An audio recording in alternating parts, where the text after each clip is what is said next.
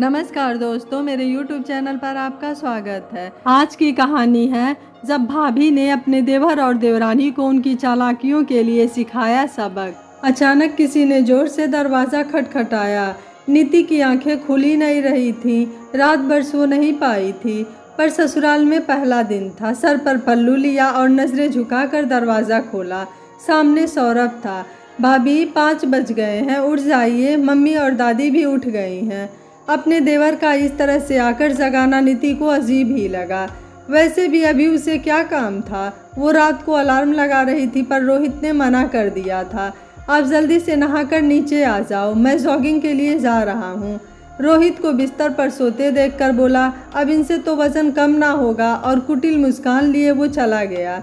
नीति ने समय देखा और जल्दी ही साड़ी पहनकर पल्लू लेकर वो नीचे आ गई। आंगन में रखी खटिया पर गद्दा बिछा था। सासू माँ ने वहीं बैठा दिया। झपकती आंखों से नींद को भगा रही थी। बैठे बैठे नींद आ रही थी। यहाँ आकर बैठने से अच्छा था वो 2 घड़ी और सो लेती। दिन भर नींद तो नहीं आती। आते जाते रिश्तेदार मुआयना कर रहे थे। ताई जी बोल रही थी, थोड़ी सी नाक मोटी है और बाल भी घने हैं। फिर भी रोहित के मन भाग गई तो क्या करें। चाची जी बोल रही थी, दान दहेज भी ज़्यादा ना ला पाई, पता नहीं भाभी जी बहू क्या देख कर ले आई। इतनी ही देर में रोहित आ गया। रात की अधूरी नींद उसकी आंखों में झलक रही थी। भाभी और बहनों को आपस में हंसी ठिठोली करते देखकर रोहित वहां से चला गया। घर में दादा ससुर जी बीमार थे तो उनका हनीमून पर जाना कैंसिल हो गया। नीति का बड़ा मन था कि वो रोहित के साथ घूमने के लिए जाए, पर बड़ी बहू को ये तिलांजलि देनी ही पड़ती है। कुछ दिनों में नीति ने रसोई संभाल ली। देवर सौरभ हर बात में टोका टोकी करता था। घर में ननद नहीं थी, इसलिए वो ननद की भूमिका बड़े दिल से निभा रहा था। नीति के खाने में मीन मेख निकालता था। नीति जरा सा आराम कर लेती तो दादी के कान भर देता। शादी के 6 महीने बाद दादा ससुर की मृत्यु हो गई। नीति मन ही मन सोच रही थी कि काश वो हनीमून पर तो चले जाते। रोहित का जन्मदिन आ रहा था। नीति रोहित को उपहार देना चाहती थी। उसने सौरभ को उसे बाजार ले जाने को कहा। सौरभ बाजार ले गया। वहाँ जैसे ही नीति ने रोहित के लिए एक कुर्ता पजामा लिया तो सौरभ ने टोक दिया, भाभी आप अपनी ही मन मर्जी से शॉपिंग कर रहे हो।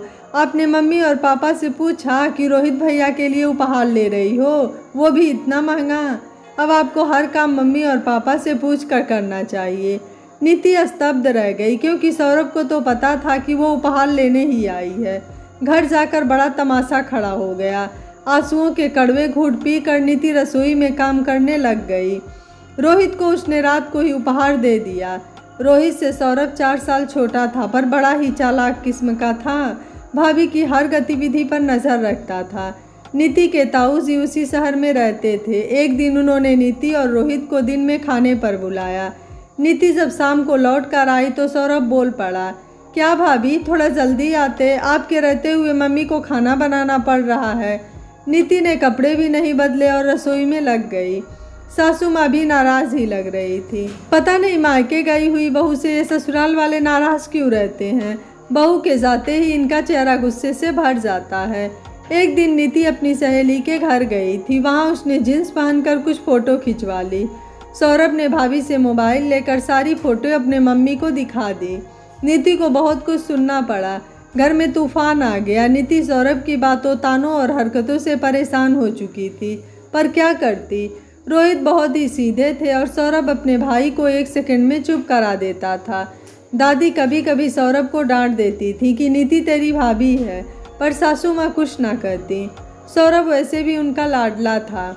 नीति अब गर्भवती हो गई थी। ऐसे में जी भी कच्चा रहता था और काम करने की भी इच्छा नहीं रहती है, पर सौरभ की यही कोशिश रहती थी कि भाभी ही सारा काम करें, मम्मी रसोई में पैर भी ना धरें। 9वें महीने नीति ने प्यारी से बेटी को जन्म दिया। अब वो अपनी बच्ची में थोड़ा व्यस्त रहने लगी, पर अपने देवर सौरभ में ज़रा भी सुधार ना देखकर नीति भी दुखी रहने लगी थी। अपनी माँ को ये बातें बताकर वो परेशान नहीं करना चाहती थी। एक दिन नीति की 6 महीने की बच्ची बाहर खेल रही थी और नीति रसोई में खाना बना रही थी। अचानक से वो रोने लगी तो नीति उसे दूध पिलाने के लिए बाहर आई तो सौरभ ने झट से गुड़िया को अपने गोदी में उठा लिया। भाभी अब गुड़िया का बहाना नहीं चलेगा, आप खाना बनाइए, बच्चे तो रोते ही रहते हैं। आप तो गुड़िया को लेकर आराम फरमाएंगी और मम्मी को खाना बनाना पड़ेगा। नीति कुछ बोल नहीं पाई, उसकी बेटी रोती रही और सौरभ उसे बाहर ले गया। नीति ने जल्दी से हाथ चलाए और रसोई का काम निपटाकर दूध के लिए तड़पती अपनी बच्ची को सीने से लगा लिया। उसने रोहित से भी शिकायत की, पर रोहित सीधे थे और सौरभ हर मामले में रोहित से तेजी पड़ता था।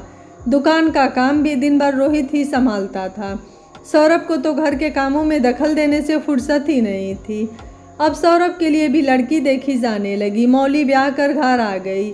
मौली जैसी सुंदर पत्नी पाकर सौरभ बहुत खुश था। पूरे ब्याह में गुड़िया किसी की गोदी में नहीं आई। नीति ने ब्याह का काम भी निपटाया और बच्ची को भी संभाला। शादी के दूसरे दिन 7 बज गए, पर मौली कमरे से निकलकर बाहर ना आई।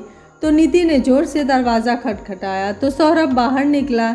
भाभी, ये क्या तरीका है? मौली सो रही है, उसे शादी की थकान आ रही है, आप उसकी नींद खराब कर दोगे। पहले 2 कप चाय भिजवा दीजिए, फिर वो उठ जाएगी। वैसे भी क्या जल्दी है, कुछ काम तो है नहीं। मौली को थोड़ी देर और सोने दो। सौरभ की बात सुनकर नीति अवाक रह गई। घर की बहू तो 5 बजे उठती हैं, पर मौली तो अभी तक सो रही है। सासू माँ भी बोली, नई नवेली है, सोने दे। नीति चुप हो गई। मौली के मायके से तो बहुत दहेज आया है, सभी रिश्तेदार तारीफ कर रहे थे, साड़ियाँ भी सबको अच्छी दी है। नीति सबकी बातें खामोशी से सुन रही थी। दादी सास बिस्तर में थी, उनकी हालत बहुत ख़राब चल रही थी। मौली और सौरभ रुकना नहीं चाहते थे। मम्मी, सारी बुकिंग हो चुकी है, पैसे बर्बाद हो जाएंगे, हम दोनों हनीमून पर जा आते हैं, कुछ होगा तो आप सब बड़े तो घर में हैं ही। सौरभ ये कहकर निकल गया। 4 दिन बाद ही दादी जी की मृत्यु हो गई, पर वो दोनों अपना पूरा हनीमून मना कर ही आए। आते ही किसी ने उन्हें कुछ नहीं कहा। सौरभ ने अपने मोबाइल पर मम्मी को मौली की जीन्स में फ़ोटो दिखाई, जिसे देखकर सास बहुत खुश हुई। उन्होंने बहू के जीन्स पहनने पर ज़रा भी तमाशा नहीं किया। मौली रसोई में काम कम ही करती थी, वो इससे बचने के तरीके ढूंढती। कभी अपने मायके के किसी रिश्तेदार के यहाँ चली जाती, तो कभी बाहर सौरभ के साथ घूमने निकल जाती। नीति ने सास से कहा तो वो भी मौली का पक्ष लेकर बोली, तू है ना रसोई संभालने के लिए, उसके घूमने फिरने के दिन है, उसे अपनी ज़िंदगी जीने दे। एक दिन मौली बाजार से लौटी, उसने एक खूबसूरत महंगी ड्रेस दिखाई। कल इनका जन्मदिन है, इन्हें उपहार में दूंगी। मौली, तुमने मम्मी जी से आज्ञा ली, कितनी महंगी ड्रेस ले रही हो। तभी सासू माँ अंदर आ जाती हैं। मौली समझदार है, इसे शॉपिंग करने के लिए आज्ञा लेने की क्या ज़रूरत है। नीति के पैरों से ज़मीन सरक जाती है। वो अपने देवर सौरभ और सासू माँ का पक्षपात रोज़ देख रही थी। अब पानी सर तक आ गया था। एक दिन शाम को सौरभ कहता है, भाभी, हम दोनों शाम को घूमने जा रहे हैं, मम्मी से पूछ लिया है, आप खाना बनाकर रख लेना, हम भी आकर घर का खाना ही खाएंगे। नीति का गुस्सा फूट पड़ता है। देवर जी, आपकी पत्नी भी इस घर की बहू है, उसकी भी कुछ जिम्मेदारियां हैं। मैंने बहू बनकर हर जिम्मेदारी निभाई है, अब उसकी बारी है। आपकी पत्नी को सोने की, घूमने की, शॉपिंग करने की, कुछ भी पहनने की आज़ादी है, वो कुछ भी कर सकती है। जिन चीज़ों के लिए आप मुझे टोका करते थे, बड़ा ज्ञान देते थे कि बहू का ये फ़र्ज़ होता है, बहू का वो फ़र्ज़ होता है, ये जिम्मेदारियां होती हैं, तो वो ही ज्ञान अपनी पत्नी को क्यों नहीं देते हो। उसे भी बहू बनकर इस घर के प्रति अपने सभी फर्ज निभाने चाहिए। ये घर अकेले मेरी जिम्मेदारी तो नहीं है। मेरी बिटिया रो रही है और उसे मेरी ज़रूरत है।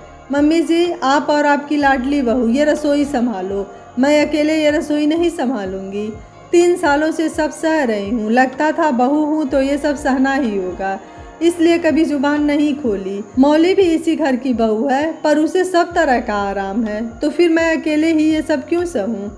देवर जी, भाभी को रोकना टोकना बहुत आसान है, सिर्फ जुबान हिलानी पड़ती है। अब वही टोका टोकी अपनी पत्नी के साथ भी करो, उसे भी घर की बहू का हर फर्ज निभाने दो, उसको भी अपनी जिम्मेदारी निभाने दो। एक बात और कहनी है, कल को आपके भी बच्चे होंगे, वो रोते रहेंगे और मौली को रसोई का काम करना पड़ेगा, तब आपको दर्द आएगा। मेरी बेटी और मेरा दर्द तो कभी नहीं आया, लेकिन मैं माँ हूँ, आपकी पत्नी को इस दर्द से ना गुजरना पड़े ये कोशिश करूँगी। नीति ने अपनी बेटी को गोद में लिया और कमरे में चली गई। अंदर जाकर रोहित से लिपट कर बहुत रोई, मन हल्का हो गया। आखिर तुमने आज हिम्मत करके बोल ही दिया। रोहित ने नीति की सराहना की। अगले दिन नीति 5 बजे की जगह 6 बजे उठी। रसोई में गई तो मौली भी वहाँ थी। आज मौली और उसने मिलकर रसोई संभाली। नीति के चेहरे पर विजयी मुस्कान थी। आज नीति को समझ में आ गया था कि चुप रहना समस्या का समाधान करना नहीं होता है, बल्कि समस्या को बढ़ावा देना होता है।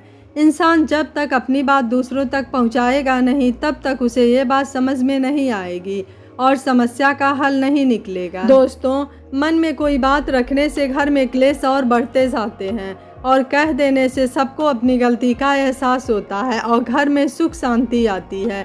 आपको नीति का फैसला कैसा लगा, आप मुझे अपनी राय कमेंट बॉक्स में ज़रूर दीजिएगा। वीडियो पसंद आया है तो वीडियो को लाइक शेयर एंड चैनल को सब्सक्राइब कर लीजिएगा।